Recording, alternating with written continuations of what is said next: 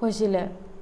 তো নেক্সট যোনটো কোৱেশ্চন আছে সেইটো হৈছে যে ভাৰতৰ নোবেল বঁটা কোনে প্ৰথমে লাভ কৰিছিল তো ইয়াৰ কোৱেশ্চনৰ এনসাৰ দিয়াৰ আগতেও মই আপোনালোকক এটা কথা ক'ব বিচাৰিছোঁ সেইটো হৈছে যে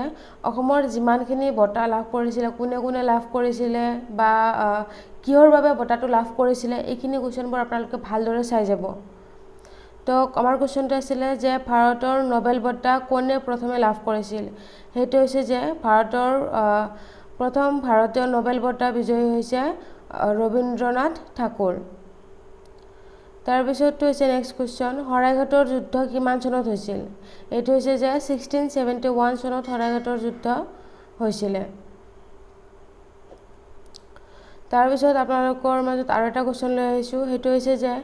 মেৰী কমে অলিম্পিকত কিমানটা মেডেল পাইছিলে এইটো কোৱেশ্চনটো বহুতকে কনফিউজন কৰি দিয়ে এইটো কোৱেশ্চন আমি যেতিয়া ৰিটেন এক্সাম দিছিলোঁ তেতিয়াও আহিছিলে এইটোত আপোনালোকে মনত ৰাখিব যে মেৰী কমে 3টা প্ৰাইজ পাইছিলে ব্ৰঞ্জৰ পাইছিলে কিন্তু তাৰে মাজত অলিম্পিকত মাত্ৰ এটাহে প্ৰাইজ পাইছিলে তো মেৰী কমে অলিম্পিকত কেইটা প্ৰাইজ পাইছিলে এইটোতে বহুতৰে কনফিউজন লাগি থাকে কিন্তু আপোনালোকক জনাই দিছোঁ যে মেৰী কমে অলিম্পিকত এটাই প্ৰাইজ পাইছিলে আৰু সেইটো ব্ৰঞ্জৰ মেডেল পাইছিলে আপোনালোকে এইটো কোৱেশ্চন ভালদৰে চাই যাব এইটো আমি যেতিয়া ৰিটেন এক্সাম দিছিলোঁ আমাৰ ৰিটেন এক্সামৰ টাইমতো এইটো কোৱেশ্চন আহিছিলে তো এতিয়া আহিছোঁ যে বৰদলৈ ট্ৰফি কোন খেলৰ লগত জড়িত আপোনালোকে জানেনে জানে যদি কমেণ্ট বক্সত নিশ্চয় জনাই দিব আৰু তাৰ লগতে আপোনালোকক মই এইটো খেলৰ বৰদলৈ ট্ৰফিটো কোনটো খেলৰ লগত জড়িত আপোনালোকক জনাই দিছোঁ এইটো হৈছে যে ফুটবল খেলৰ লগত জড়িত তো নেক্সট কুৱেশ্যনটো হৈছে 1979 চনত জ্ঞানপীঠ বঁটা কোনে লাভ কৰিছিল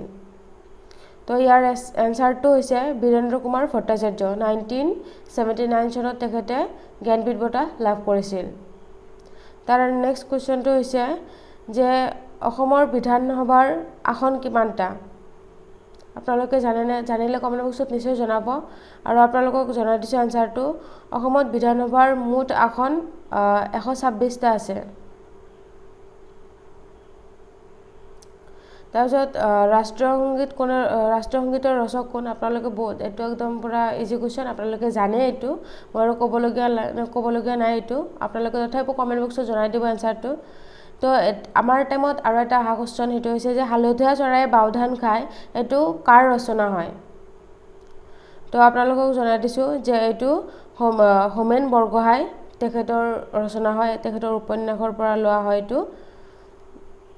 তাৰপিছত সতী সাধিনী কোন বংশৰ আছিলে